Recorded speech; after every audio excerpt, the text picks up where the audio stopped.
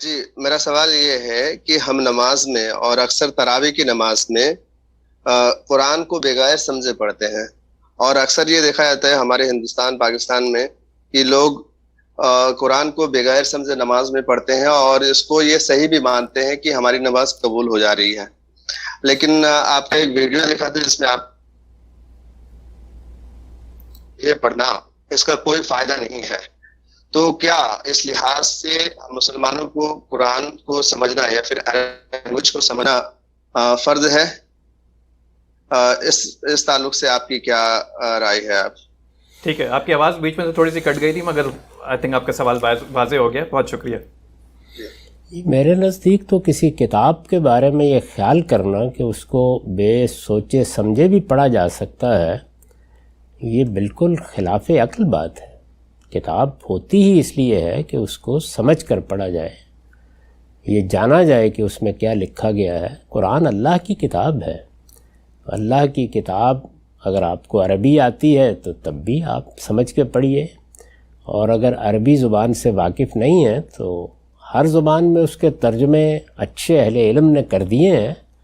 یہ تو صحیح ہے کہ قرآن کا حسن بیان اس میں منتقل نہیں ہو سکتا، لیکن قرآن کیا کہتا ہے، کس چیز کی تعلیم دیتا ہے، وہ بڑی حد تک معلوم ہو جاتا ہے. تو اس کو سمجھ کر ہی پڑھنا چاہیے. آپ تھوڑا پڑھیں تب بھی سمجھ کے ہی پڑھنا چاہیے.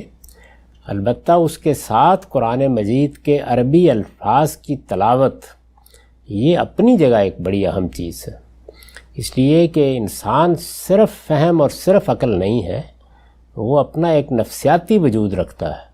اس کے لیے یہ چیز بڑی تسکین کا باعث ہوتی ہے کہ یہ میرے پروردگار کا کلام ہے اور میں اس کو دہرا رہا ہوں یا میں اس کو سن رہا ہوں. تو اس کی اپنی ایک اہمیت ہے، لیکن اس کو الگ کر دینا، یعنی وہ تو کریں گے اور سمجھیں گے نہیں، یہ ناقابل فہم ہے. سمجھ کر پڑھیے، اور اس کو بھی پڑھیے اور ترجمہ بھی پڑھیے، دونوں چیزوں کا لحاظ کرنا چاہیے. نماز تو آپ کی ہو جائے گی، نماز میں یہ لازم نہیں کیا گیا، لیکن نماز کا حسن، نماز صحیح معنی میں آپ کی سمجھ میں آئے، نماز کے ساتھ آپ کا تعلق پیدا ہو، اس سے فائدے حاصل ہوں، وہ تو اسی وقت ہوتے ہیں جب سمجھ کر نماز پڑھی. تو یہ تراویح وغیرہ میں ترجمہ سنا جا سکتا ہے؟ تراویح کی نماز اصل میں تہجد کی نماز ہے. جی.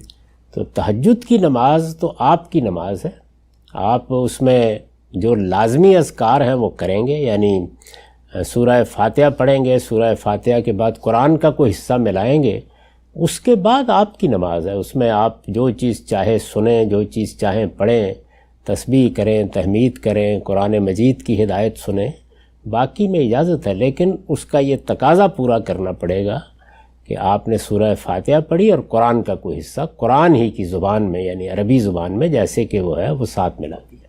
بہت شکریہ.